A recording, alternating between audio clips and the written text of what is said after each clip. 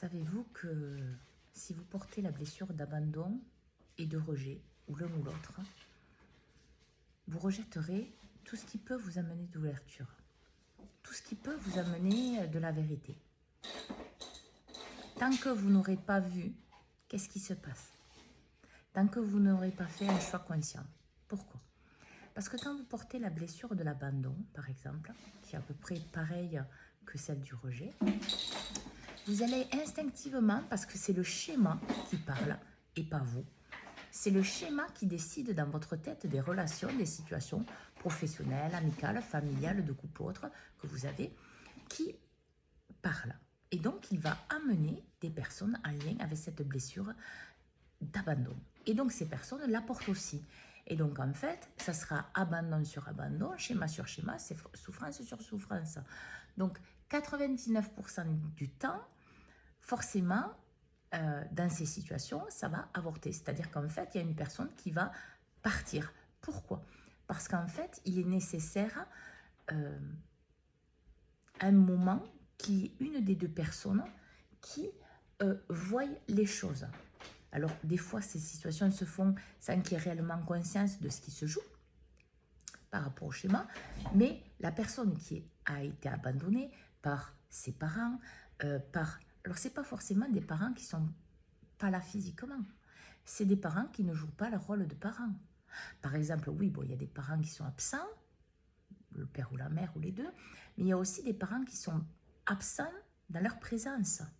C'est-à-dire qu'en gros, ils sont là, mais ils ne jouent pas leur rôle, parce qu'ils n'écoutent pas leur enfant, parce qu'ils ne partagent pas avec eux, parce qu'ils sont dans la peur et dans l'angoisse, parce qu'ils ne sont pas dans la communication, etc. Donc tout ça forge une blessure d'abandon qui, au départ, était là, vu que n'oublions pas, les enfants portent les schémas, les blocages qu'ont portés les parents et que les parents n'ont pas libérés.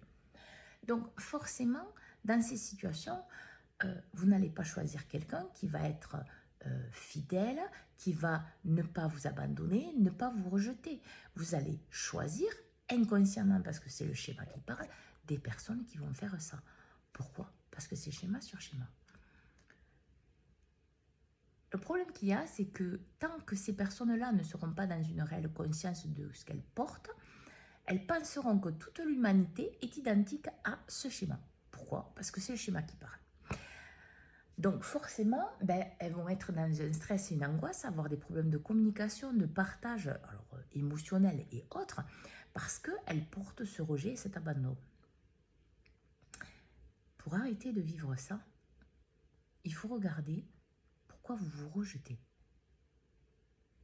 Parce que dans des situations, vous savez très bien que vous n'avez peut-être pas réagi correctement.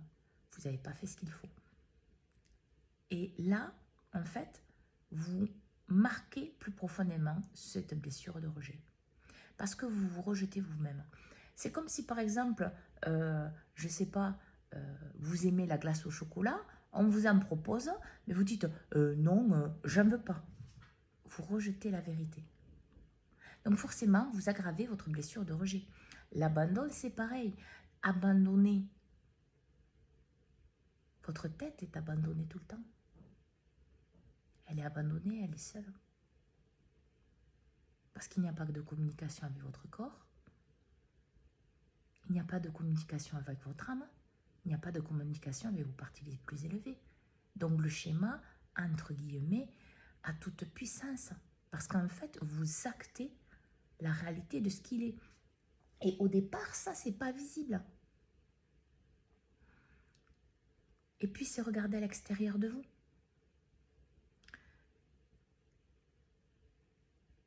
Tout le monde n'est pas identique dans son fonctionnement de travail. Il y en a qui ne travaillent pas du tout sur eux, il y en a qui travaillent un peu, il y en a qui travaillent beaucoup.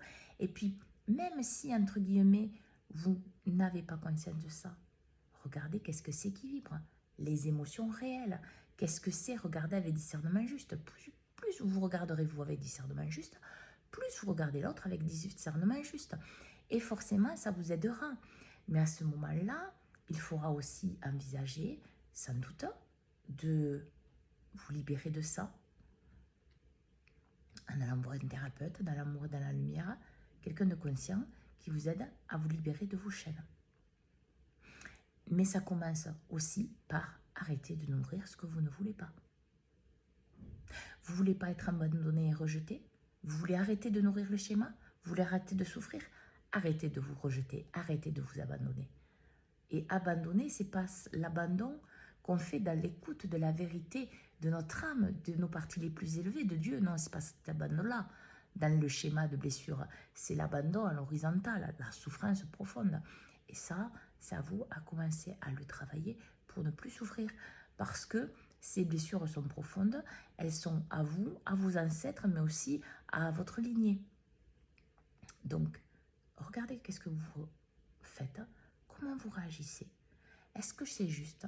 Parce que l'humain a une grande conscience quand il s'écoute et quand il écoute ce qu'il dit, ce qu'il fait, en résonance avec une coordination parfaite. Du moins le plus qu'il le peut.